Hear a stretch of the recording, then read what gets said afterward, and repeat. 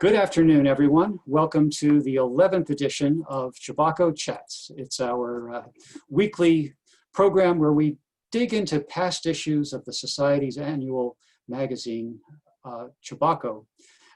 We've been publishing this for 20 years, and the current circumstance in the world has given us the opportunity to dig into past issues and talk with authors who have thought deeply about the subject that they wrote about.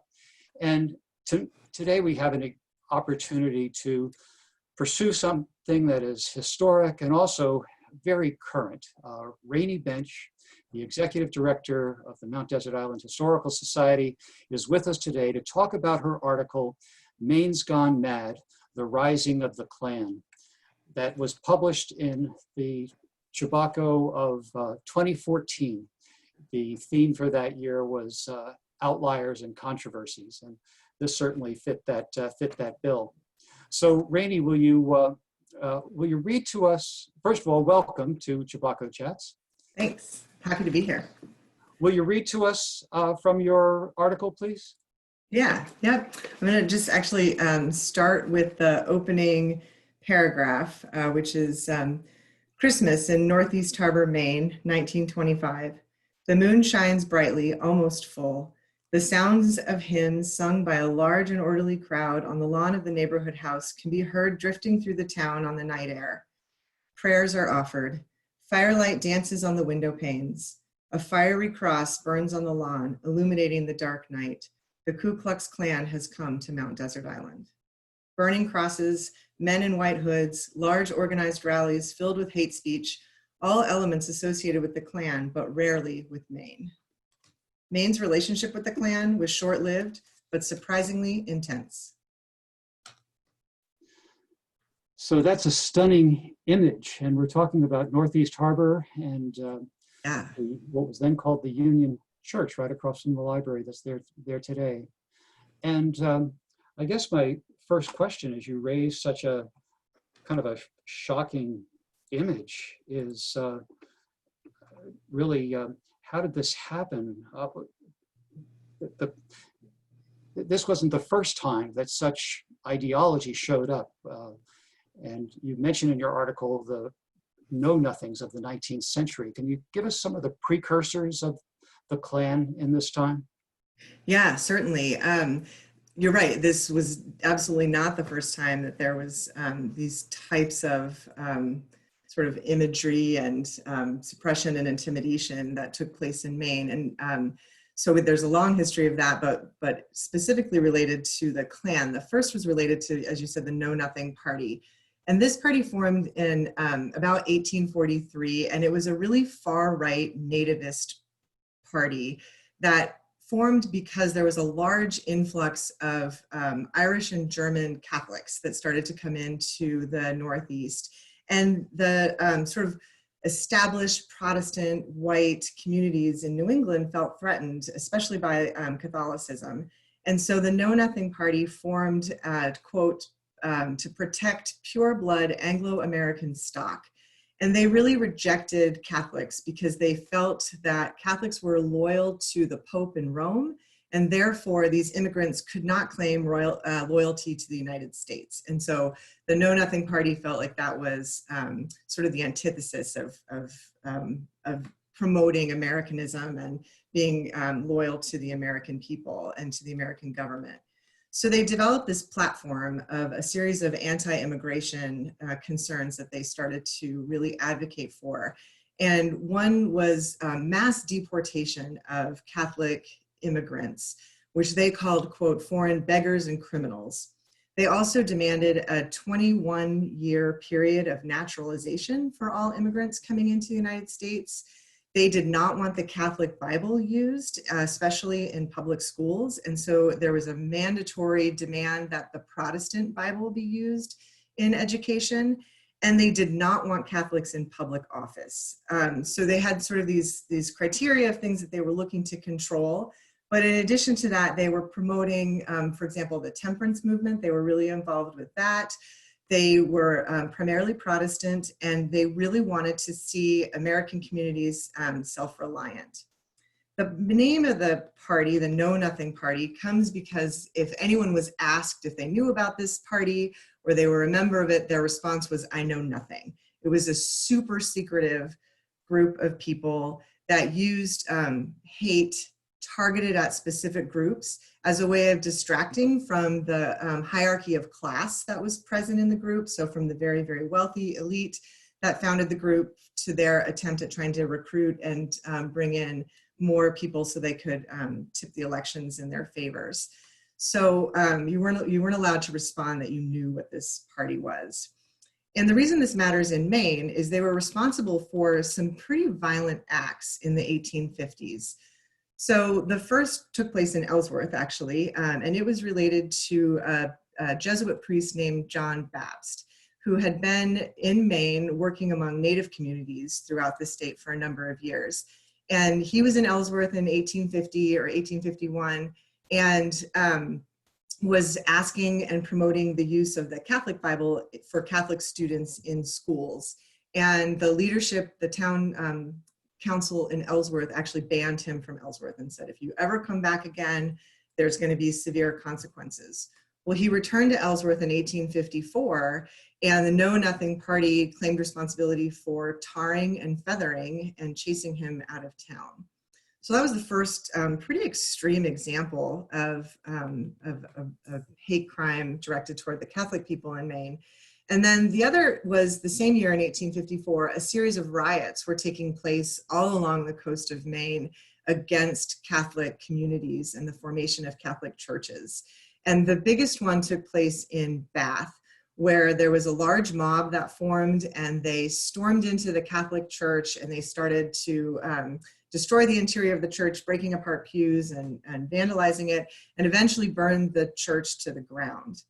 And a year or two later, the Catholic priest and the members of his congregation came back to try to establish the cornerstone and rebuild the church in the community. And again, they were chased out of the town of Bath and beaten. So, this party was really influential, but for a very short period of time, only for about 10 years. Towards the end of the 1850s, we just see the fall of the Know-Nothing Party for a couple of reasons. One was lack of leadership. They just didn't really have a galvanizing political leader that they could rally behind and feel like was a really good advocate for them. And then another was simply the secrecy of the group. It's hard to promote yourself and get people to join you if you refuse to talk about the fact that you even exist. So they were sort of phased out by around the mid-1850s. But this thread, this ideology rises up again, and that was the Klan itself. So tell us about sketch out a history for us of the Klan on a national level. Sure. So the Klan sort of has three main eras of influence and power in the United States. And I'll just kind of go quickly through each of them. The first is during the Reconstruction era after the Civil War, which is primarily a Southern-based focus of the Klan. They were really founded in violence and intimidation.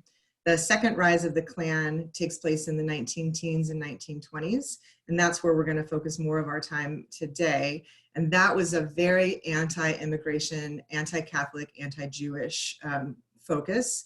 And then the third is the 1950s, where it's a response to the civil rights movement, and they return to a more violent expression of Klan authority and white supremacy. The Klan now are only one sort of small, loosely affiliated group among a broad spectrum of white supremacist activities that take place in the United States. So phase one, just after Reconstruction in the post-Civil War era, was founded by a group of Confederate veterans in Tennessee in 1865. And they formed it sort of as a fraternal organization, a social club that had, sort of certain values of reflective of Confederate values, but it really quickly transformed into a paramilitary force bent on reversing and revising the policies of Reconstruction that elevated Black people. The Klan in the 1860s and 1870s really was Southern based, focused on violent intimidation, primarily to suppress voters and to influence elections. So oftentimes the violence took place at night. So this is where we see like the night terror and the night raids that we associate with the Klan. But their targets were politically motivated and politically active, targeting Black people who were promoting the right to vote, who were helping to raise the equality of Southern Blacks after the Civil War. The destruction in the South in this period of time was so extreme that President Grant was actually authorized by Congress in 1871 to use military force to suppress the Klan in the South. And interestingly, this was actually overturned by the Supreme Court in 1882. But by the time it's overturned by the Supreme Court, the Klan had pretty much fallen out of popularity, and in part because the Reconstruction programs that were taking place that they were activists against started to become null and void because of the implementation of Jim Crow laws and segregation in the South. So we see that sort of decline take place there. The second rise of the Klan started in response to immigration. So in the early 1900s, there were really big waves of European immigrants coming over just before and just after World War I. And so to sort of set the stage a little bit, in 1912, there were actually debates in the House Committee on Immigration about, for example, whether Italians could be considered, quote, full-blood Caucasians, or whether immigrants coming from the South and Eastern parts of Europe were considered, quote, biologically and culturally less intelligent. So we have this culture going on in the United States focused on this fear of immigrants and the changes that immigration is going to bring to American society, and this concern and backlash starts to become a part of the American consciousness. And so this is the environment that the movie A Birth of a Nation was released into. So in 1915, we see this film released, and it plays a really, really powerful role in galvanizing people to the agenda of the Klan. So between 1850 and 1930, we see the foreign-born population of the United States go from 2.2 million to 14.1 million. So people were really, really nervous about immigration. And the Birth of a Nation film romanticized this sort of purity and identity of white Americans, and that the Klan were the heroes who were going to come in and save the white culture and rise it out of the chaos of the Civil War and of wars going on in other parts of the country. And we see the imagery that we start to associate with the Klan. So you can see in the picture here the white hoods. This comes out in the film A Birth of a Nation, and the Klan ends up adopting the white hoods and the masked parades. They also start using the burning cross. So that was not part of the first phase of the Klan. This comes out in the second phase as a result of Birth of a Nation. So they also start using really large public demonstrations for intimidation. So in this second phase of the Klan, they're much less focused on physical violence and physical intimidation, and much more focused on sort of mental intimidation by sheer force and volume of people. They're structured more like a fraternal organization than like a loose association of vigilante justice. This is much more organized. They are marketing themselves. Their goal is to infiltrate communities in the Midwest and the Northeast, where the populations were not as tense around the rights of Black Americans as that was true in the South, but much more focused on the concern of the influence of Catholics and Jews in European immigration. So this second phase of the Klan is really prevalent in the 19-teens up to about 1930. And then again, we see it just sort of fall very quickly away at the beginning of the Great Depression. The third phase of the Klan is related to the Civil Rights Movement in the 1950s. And so here we see like sort of a combination of these first two phases of the Klan, where they're back to using really incredibly violent efforts at intimidation. It's again based primarily in the South, focused primarily on the interests of suppressing Black rights, suppressing voter turnout. It's isolated groups using the name of the Klan rather than a national consolidated organization and identity.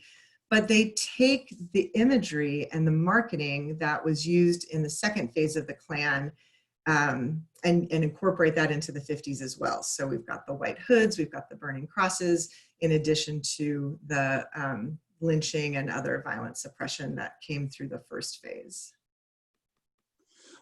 So that's the national picture, and Maine had its place in that. What attracted so many Mainers to the tenets of the Klan?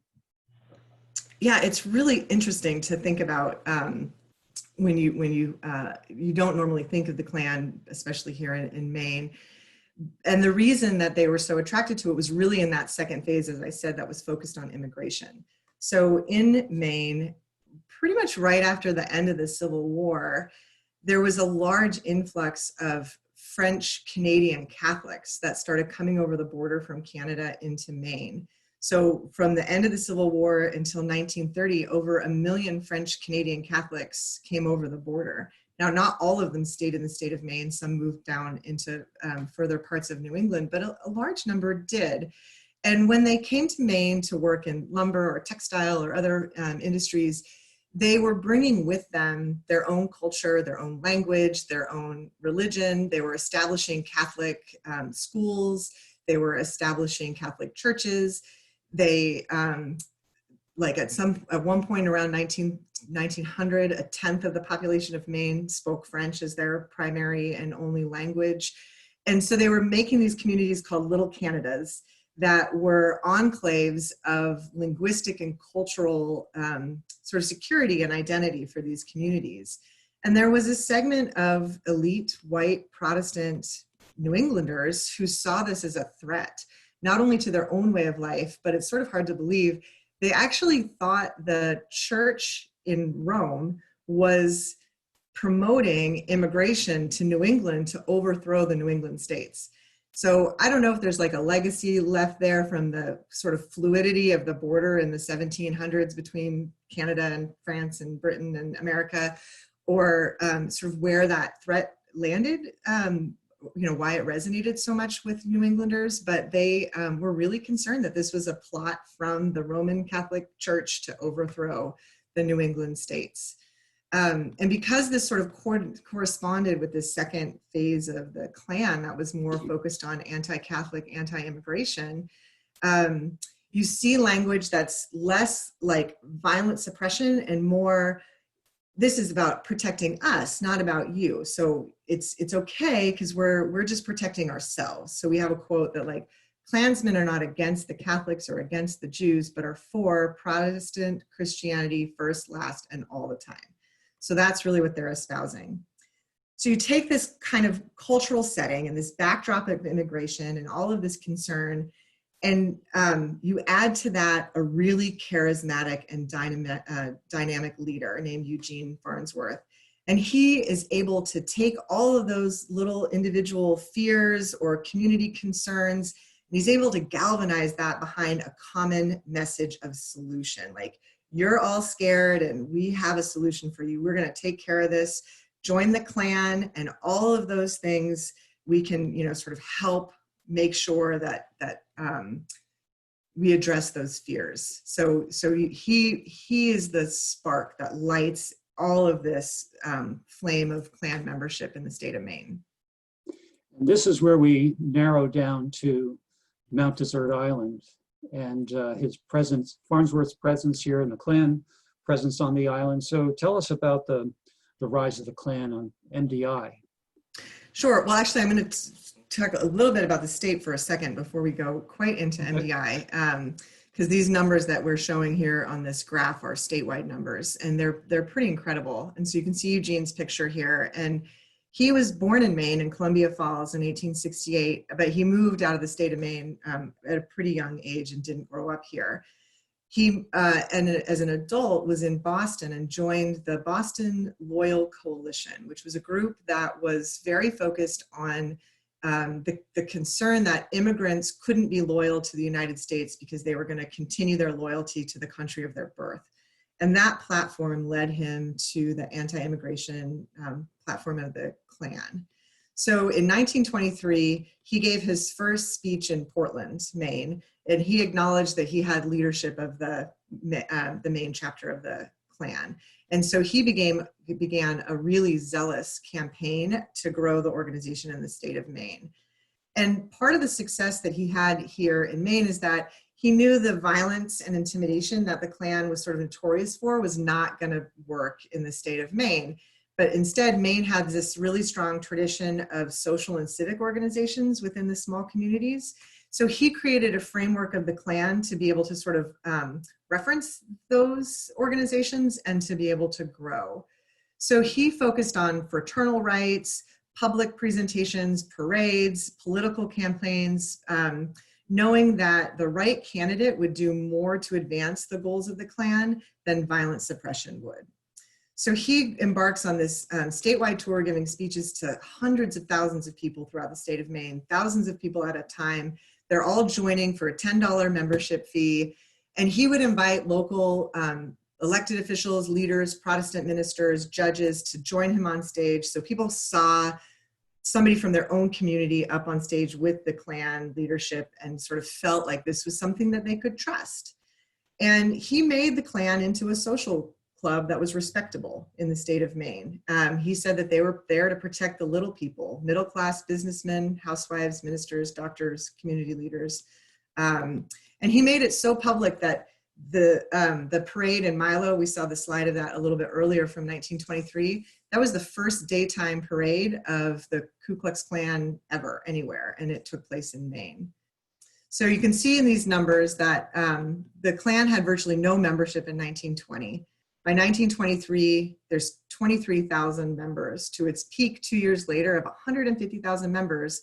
But then it's like a bell curve. It almost immediately starts going back down so that 10 years later, we're back to almost minimal to no Klan membership in the state of Maine. And now we'll go to the next slide, focused on MDI. So sort of taking those larger numbers into account, the way that the public speeches were taking place, the role of Birth of a Nation. Now we can see where this is starting to play out in the culture and the communities on the island. So we have the first report of the KKK recruiting on MDI in 1923. And this was primarily taking place initially in living rooms and in small community gatherings held in private homes. But Farnsworth eventually ends up coming to MDI several times, and he would invite local ministers, judges, regional Klan leaders to come in and speak to people in the communities. We know he spoke at the Neighborhood House in Northeast Harbor, an unnamed public house in Southwest Harbor, and in Seal Harbor. And he would return again and again, specifically Southwest and Northeast Harbors had the most Klan membership on the island. But we know he came to Bar Harbor and he would attract crowds of anywhere from 200 to 600 to 800 people to come and hear him speak. Bar Harbor was a little bit less of an influence with the Klan, primarily because they had a more diverse population. So Catholic and Jewish businessmen, summer residents, town leaders, made it so that the community in Bar Harbor felt less vulnerable or like the Klan could, just didn't get as much of a hold there. And none of this is to say that there wasn't opposition to the Klan in Maine. There certainly was. And we have really good examples of some opposition to the Klan here on the island. We had people expressing concern and support for, they say, our citizens of the Roman Catholic faith. And the Bar Harbor Times has this great quote that I'm going to read really quick. It says, "At first, we were inclined to view with alarm the coming of the Klan to Bar Harbor. The knowledge that it has brought distress, disorder, and strife to many communities throughout the land was the reason for this view. However, the more we consider the Klan and its possibility here, the less we are inclined to take it seriously. If a few of our neighbors want to pay $10 for the privilege of parading in a white nightie and really think it's worth the price, then perhaps they're entitled to this form of diversion. Our abiding faith in the sound common sense and the majority of our citizens, regardless of race or creed, is our reason for having no fear of any serious disturbance here. for our part, if we had to make a list of all the things that Bar Harbor could do without, we would head the list with the KKK. So, so certainly we see opposition, and the largest and sort of tipping point of the KKK in this area took place in Trenton, and that was with the election of Governor Ralph Brewster, who was the Klan candidate. This was by far the biggest victory the Klan had in the state of Maine, is their candidate won the governorship. And there was a big celebration with a Klan bake, K-L-A-M bake, in Trenton that was attended by over 5,000 people, with burning crosses and white hoods and the whole thing. But it's sort of after this that we start to see that bell curve fall again.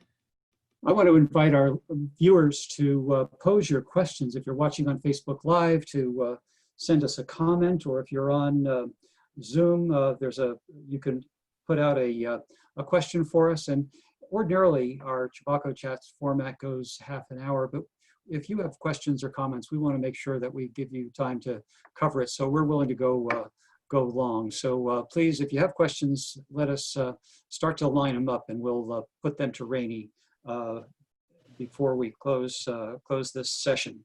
So Raney, what caused the Klan presence to diminish? So there probably were a few things that contributed to the fall of the Klan nationally and also in Maine. Farnsworth ends up being removed from leadership. So here we have this really charismatic leader, and he is accused of mismanaging funds, specifically taking money from the women's auxiliary unit of the Klan and using them for personal expenses. So he's ousted from the Klan organization in the state of Maine. So we lose that dynamic speaker.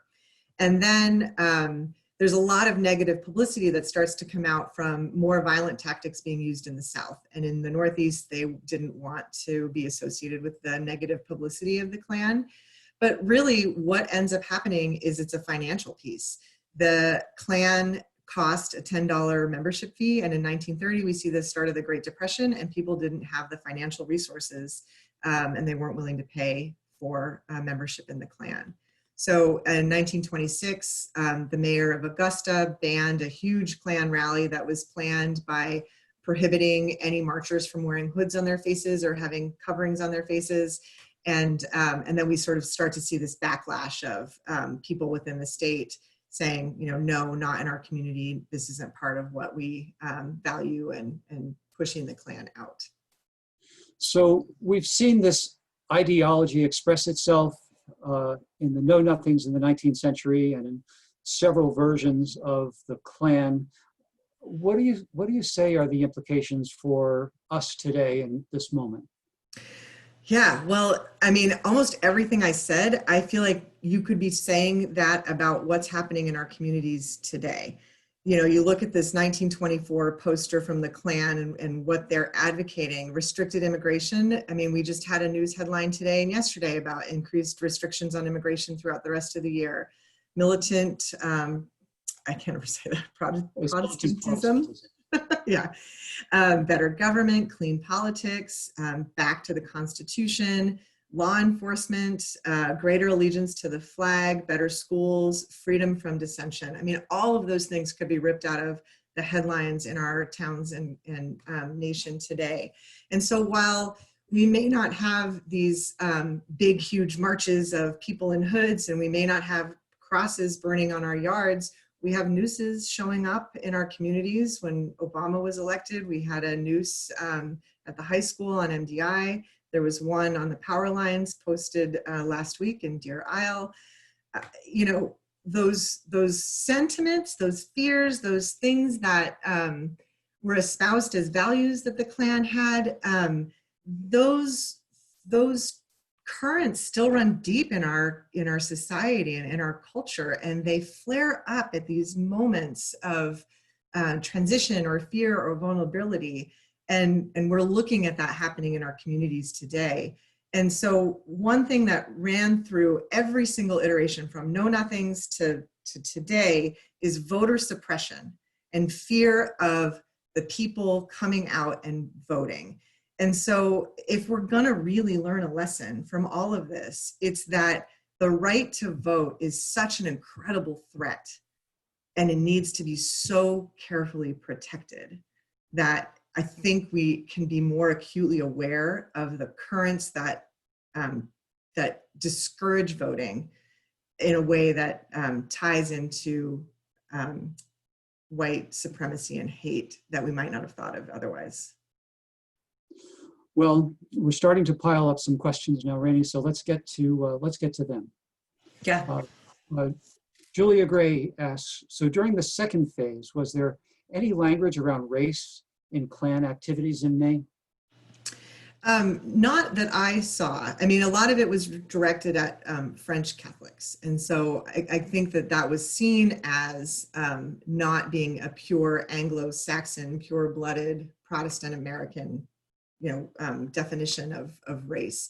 But it was not directed like at Blacks or African Americans or Native Americans as much here as it was other parts of Europe, Eastern Europe, Southern Europe, or French Canadians. So someone else has a question. It's pretty straightforward. What were the years of Brewster's term as governor?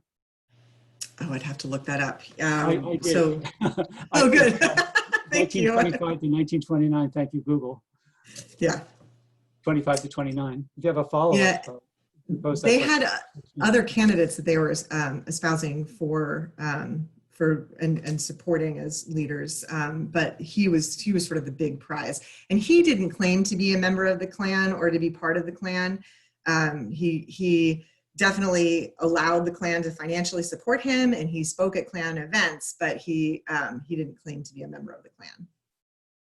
Okay, Leah Rubin has a question. She says, how does this history inform who lives in Down East Maine today, and how are there lasting impacts on any legislature or state laws? Is there still big KKK presence here? And what's the difference between KKK and other white supremacy organizations? That's a multifaceted question, but maybe what it comes down to, what's the lasting effect where you might still see vestigial or growing KKK or white supremacy organizations in Maine? Yeah, so I mean, a lot of these things are really private for obvious reasons that people don't necessarily want to know that, don't want you to know they're part of them. So I don't know that there's any measure of KKK membership outside of the South. The Southern Poverty Law Center tracks hate groups, and they have really good resources on their website about the activities of hate groups. And the KKK, as I said at the beginning, is now just one of many hate groups that are out there and focused on white supremacy. There's sort of they're acting more now as individual or community-led vigilante justice groups rather than sort of an identity of the KKK as its own thing. So they've taken the values and the priorities of those hate groups and incorporated them in new ways, but the iconic like wearing of the hood or the burning of the cross, meetings of KKK members, that's not reported in Maine that I'm aware of right now. And in terms of the implications in our communities, I think we can look to the headlines today. I don't know that we are as focused on the impact of French Canadians on communities in the state of Maine in a negative way. I think we look at that as in a celebratory way, that we have these French Canadian communities. But I don't know that we welcome immigrants with open arms. In Southern Maine, there's really tense discussions around Somali and other African immigrants coming into the state. And we have the same discussions about language and culture and education and what the influences that they're bringing in. There was just hate crimes reported from those communities in Lewiston and Auburn, like in 2016, 2017, of flyers being distributed in people's mailboxes all throughout the community and the county. A lot of times it takes place in schools where students of Somali descent are being targeted within their school communities and are reporting hate crimes. And those do sometimes get to the court level here in the state of Maine, and other times they're reported and it's hard to follow what happens to them afterwards. Well, we have about 5 or 6 questions piled up and about 10 minutes remaining. So I'll try to short answer time. Okay. Lightning round. Lightning round. As we think about our present day reality, do you have any recommendations for further research? And she's specifically asking regarding individuals and companies and nonprofits who supported the policies and ideology of the Klan after official membership dropped off.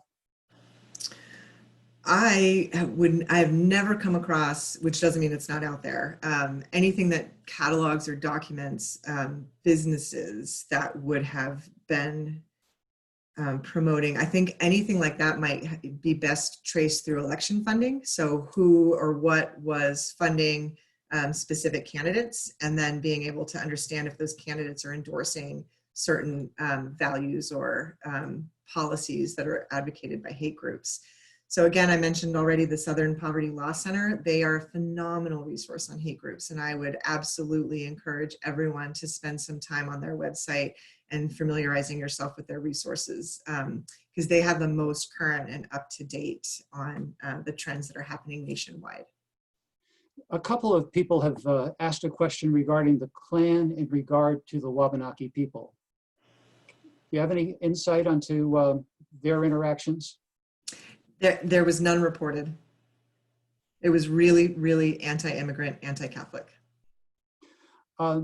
Gray Cox, who teaches at College of the Atlantic, says many Maine communities prided themselves on their participation in the Civil War, fighting for the North. Can you comment on how threads of history related to those traditions and what networks of veterans were connected to the KKK?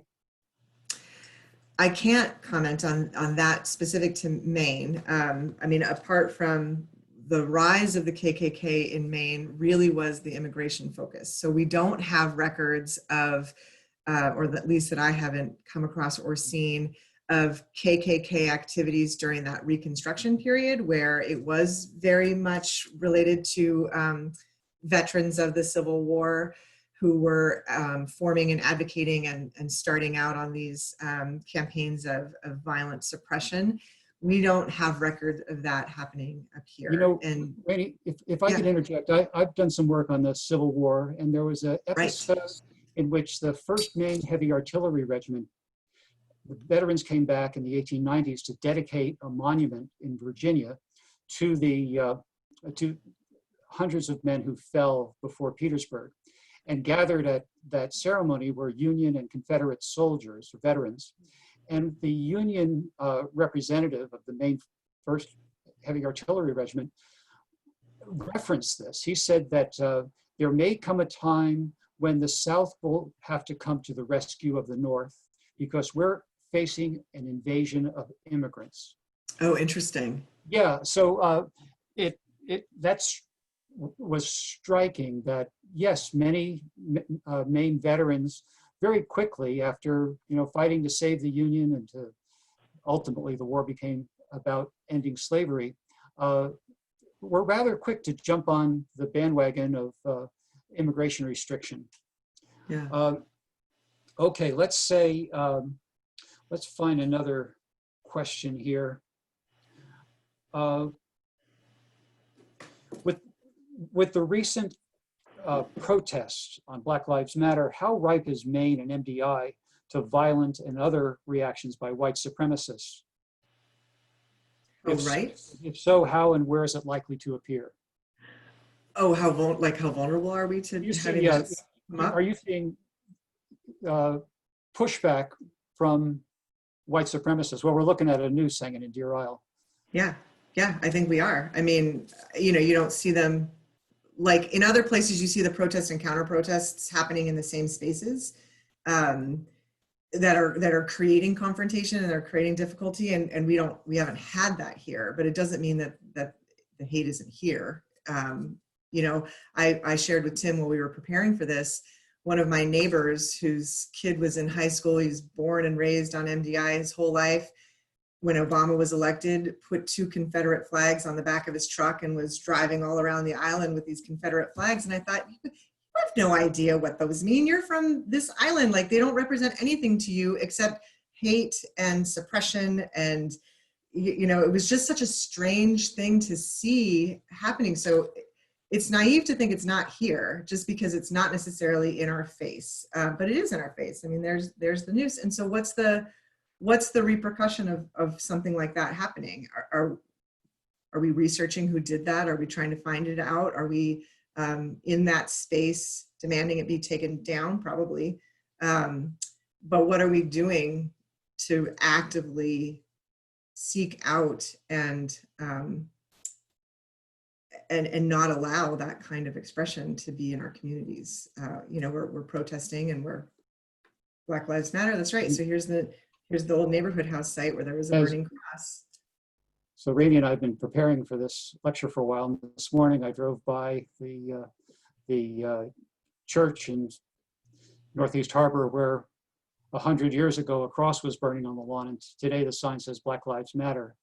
And when 600 people gathered at the casino in Bar Harbor, the pastor of the Bar Harbor Congregational Church gave the opening invocation. 40 years later, that same church was organizing bus riders to assure free elections in Alabama in the 1960s. So there's this place for a continual return of this kind of ideology and a continual pushback from people who see otherwise. And that's what I think we have to focus on, is the pushback. You know, we can't let that guard down. We can't. Any closing thoughts as we wrap up, Raney? Yeah, I think just not resting on our laurels, you know, making sure we know the history and we value it and we understand where the messages that we're hearing today, they are founded in deeper currents that are still important for us to learn and know and understand. Well, Raney, thank you for participating in this. That work you did 6 years ago, 7 and 6 years ago to write this article, it had its place. It happens to be the most referenced article that we've ever published in Chebacco. It's one that continually surprises people and continues to resonate as a subject we need to be addressing. So thank you for your efforts in this area. And Thanks to our viewers, thank you very much for watching this session. Chebacco Chats is weekly. It's every Thursday at 4:30. Next week, we're going to lighten up a little bit. Rick Savage is longtime community elder and historian. He is going to talk about his ancestor, Augustus Savage, who fought in the Civil War. He and his wife founded the Astaku Inn, and he wrote a memoir of growing up in the early 19th century on Mount Desert Island. It's a beautiful, beautiful story, and Rick will join us for that. So please come back. And thanks very much for joining us today. This will be posted on Facebook Live and on YouTube and on our website, mdihistory.org. So if you want to share it with somebody, you'll be able to do that easily. And if you have questions, why don't you put them on the Facebook page, and we'll ask Raney to try to field them off of Facebook if we weren't able to take them up in this session. Yeah. Okay. Thanks very much for joining us. We'll see you next week. Thanks, everybody.